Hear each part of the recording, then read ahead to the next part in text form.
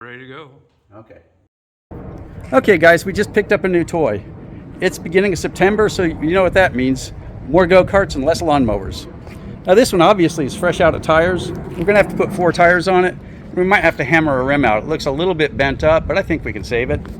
It's got a 7-horse Briggs & Stratton motor on it, and it all looks good. It looks like it's been repainted, but we'll find out what we've got when we find out what we've got.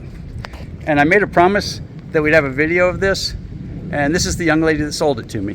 Hello, my son's expecting to see this video on YouTube, so we want to see it all fixed up and running.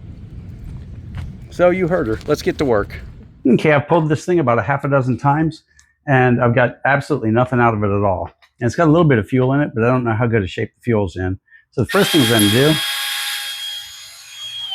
we're going to learn a lot by just simply putting some, it's a little bit rough. We're going to put a little bit of starter fluid in here and see if we can get a kick out of it. See if we can get it to make any noise at all. Now, before we do that, let's go ahead and pull the air box off, because I can't tell which position is which with the clutch or with the choke.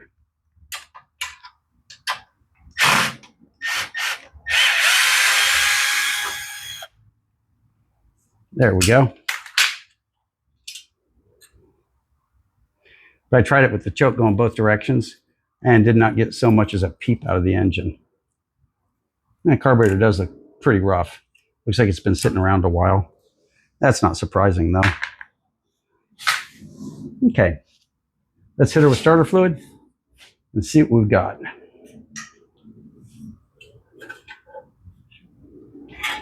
Now I'm doing this. We're opening up the throttle body so that the starter fluid will go straight in. Now, let's give her a pull.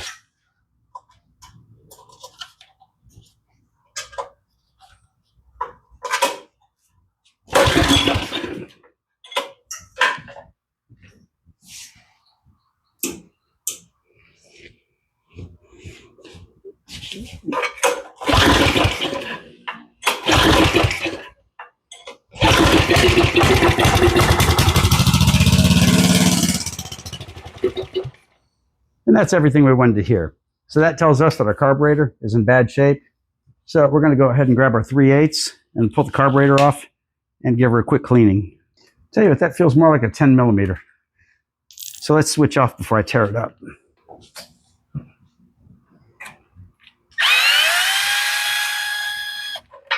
Now I really didn't expect that on this engine, but it's got a 10 millimeter holding this thing together.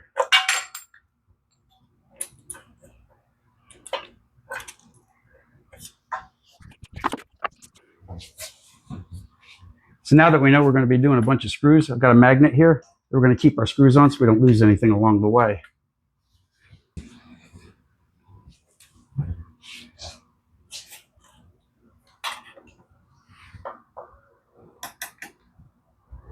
There you go, that'll hold the fuel line closed.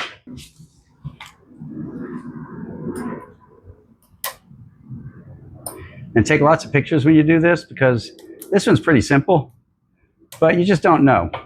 And there's no saying you're going to remember exactly how everything fits together when you're putting it back together later. There's not much to these little Briggs carburetors. And if you look, this one's got a brass end on it. And if that nut's brass, you know what that means? It means that that is the jet for the carburetor. If you look at this god-awful yellow stuff coming out, you know this has been sitting around for a while.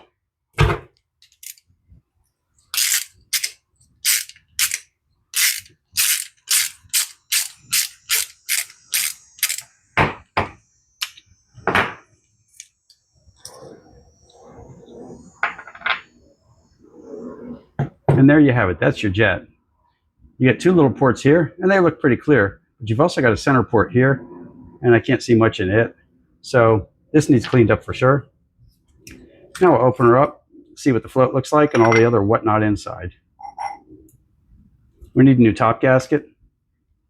Now, the fact that the bowl had fuel in it tells me that the float is working. Because if the float were not working, there wouldn't be any fuel here at all. Let's get the gaskets out of the way. Let's pull this out real quick.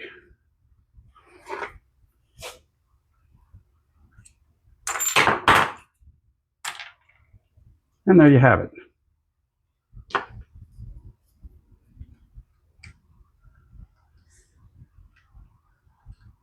Let's get the needle and float off.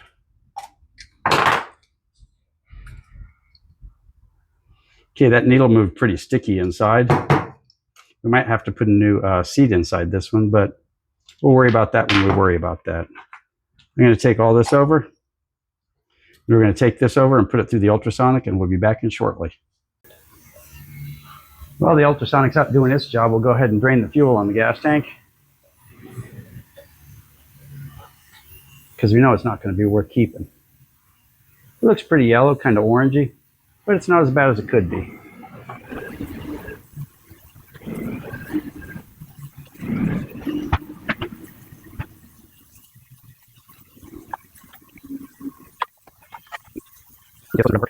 Okay, we had a problem with the old carburetor. It looked like somebody had tinkered with it on the inside, and I just didn't want to play with it. It looked like somebody had poked tools in the little air vents, maybe trying to clear it out or something. I don't know. I don't know what they were thinking, but it made me nervous about the carburetor, and new carburetors are cheap enough for them, so we went ahead and got a new one for it. No fun to spend that time cleaning that one just to not use it, but that's how it works sometimes. Let's get this little spring. Let's get her in her little hole. Ah, we had it and we unhooked it again. Where's your little hole at?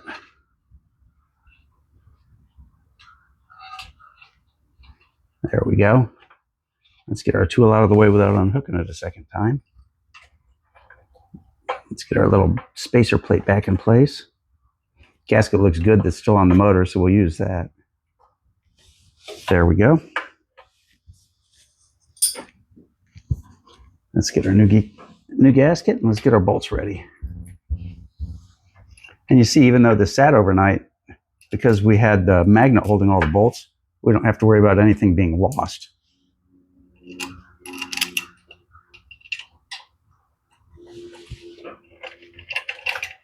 And if you took pictures when you took it apart, this part goes pretty quick.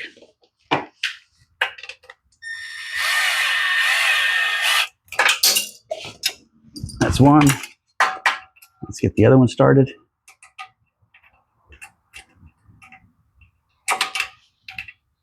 Now you in, buddy.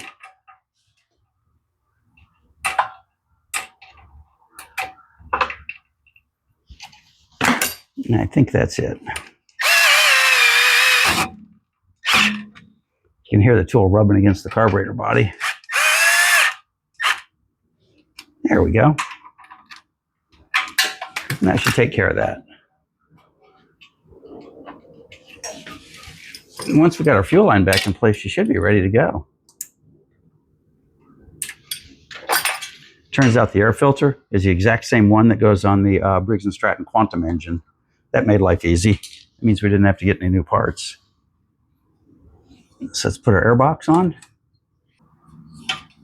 And we'll do one thread on that first one. Notice I'm using my finger to hold the gasket so it doesn't fall on me while I do it. I usually do the hard one first and the easy one second. And are we still lined up? Yes, we are. And there you go. Get them started, make sure we don't cross thread. And they're on.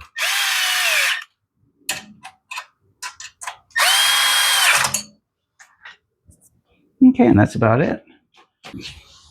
Okay, for first start, I moved her around a little bit because I've had it more than once where I've started one of these and they try to take off because the idle's too high. And I made sure I pointed it towards something where it's not going to go anywhere. So let's see what we've got.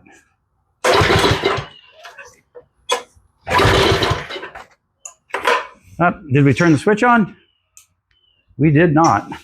Switch was off, so I'll leave the choke at half. She almost started. A little more choke.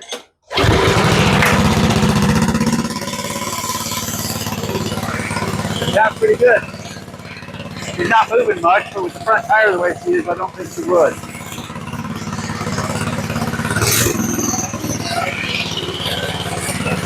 Idle's just a little bit high.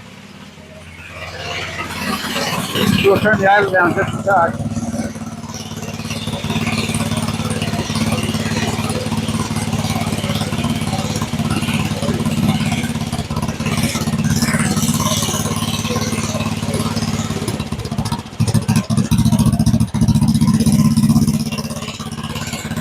Right about there, that sounds pretty good. Okay, that came out good. That motor sounds pretty steady. It sounds pretty smooth. Next up for this is the wheels. We're going to go ahead and put 4 brand new tires on it in the next one, and I think she'll be good to go. We might have to go through the brakes and things, but we'll find out. So, all you new people out there, if you made it this far, you might as well subscribe. It's free, and it's what we work for. So, thanks for watching, and we'll see you next time.